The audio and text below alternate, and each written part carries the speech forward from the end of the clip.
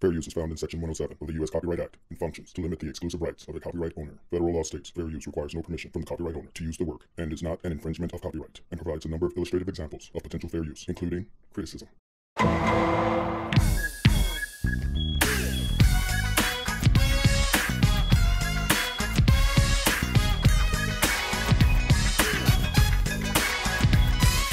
Welcome to No Shoe is Live. My name is No Shoe. Come on. Give it to me. So come on, give it to me.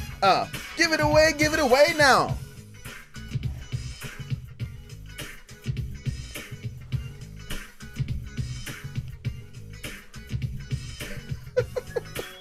What is wrong with him? What is wrong with him? Welcome to No Shoe is Live. My name is No Shoe.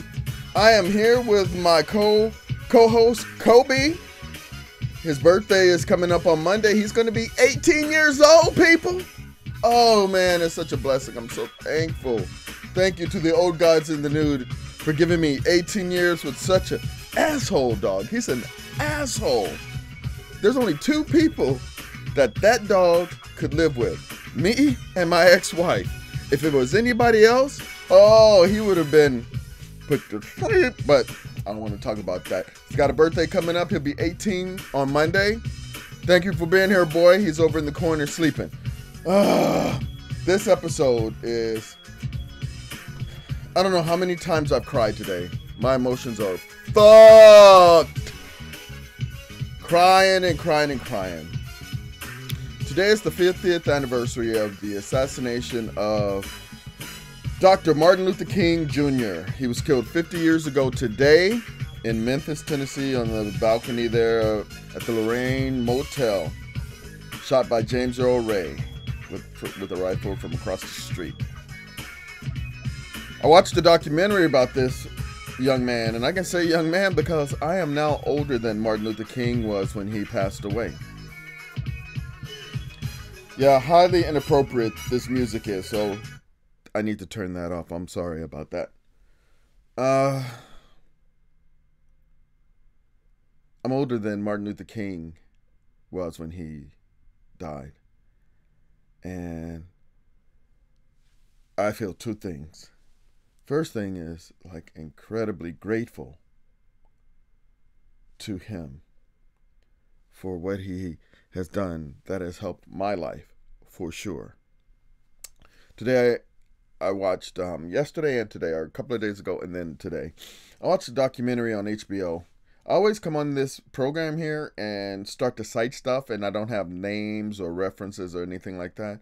I know it's frustrating. Please hang with me. It's on HBO right now. It's Something Wilderness. Is King in the Wilderness or Something in the Wilderness? It's about Martin Luther King's life the last 2 years. And it's so insightful. And so the first thing I feel is incredibly grateful for what he has done for me. And the second thing is I realize how much of a piece of shit I am and how much of a waste of space I am. This man went out and under the guise of nonviolence, this is what kills me, and I'll explain it more. Under the guise of nonviolence, this man went out to protest on behalf of different disenfranchised people, poor people, minorities, and then eventually the Vietnam War. Non-violently, I repeat. There are things that happened to this man that if happened to me, I would be dead because I would not be able to react in a non-violent way. It's amazing. It's braver and stronger to be non-violent than it is to be violent. It's harder. It's harder to turn the other cheek. It's easier to punch a motherfucker in the face. It's easy when you feel wrong. I don't know how many times this year I have wanted to blast someone in the face for the direction my country is going in. And when I say blast them in the face, I mean the people who are responsible for the condition of my country right now. I'm not going to go into details. You can extrapolate if you like. If I had the opportunity to punch a motherfucker in the face who I felt wronged me,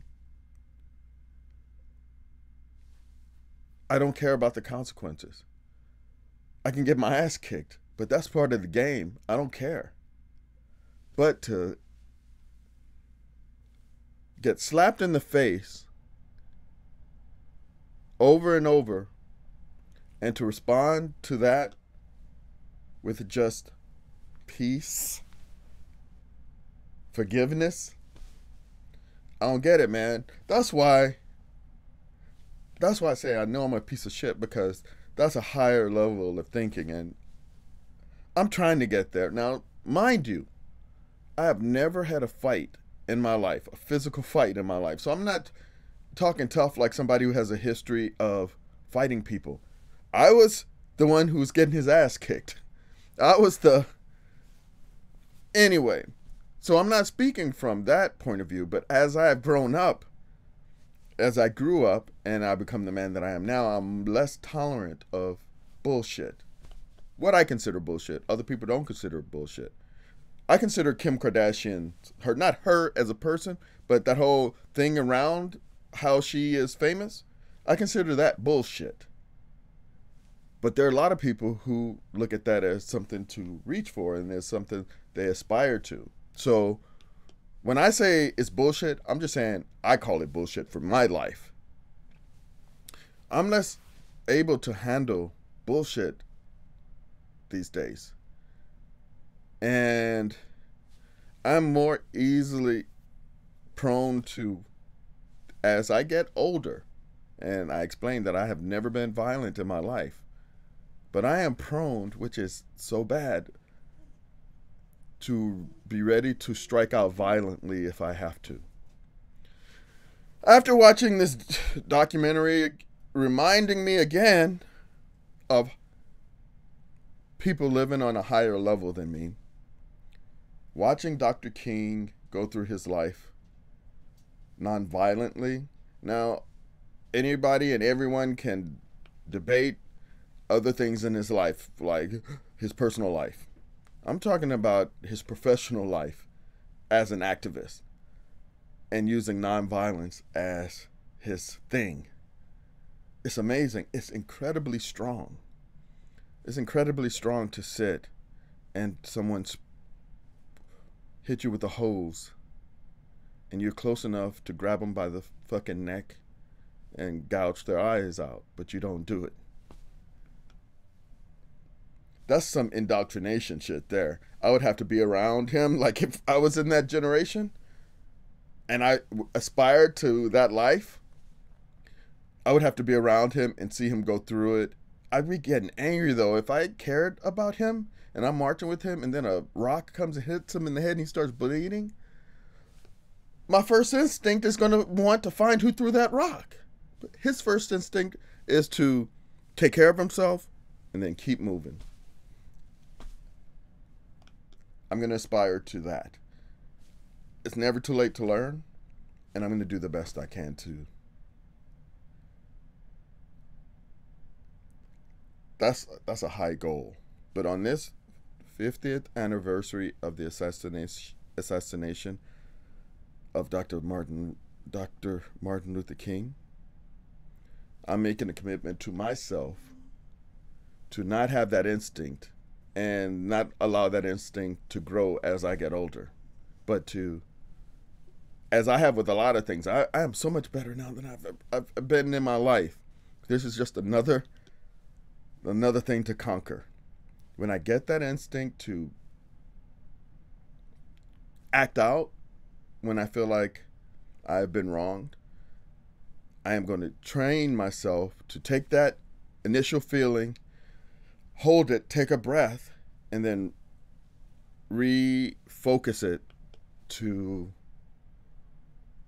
staying on whatever the fuck my point is at the time, and not get distracted by someone's nonsense, let's call it.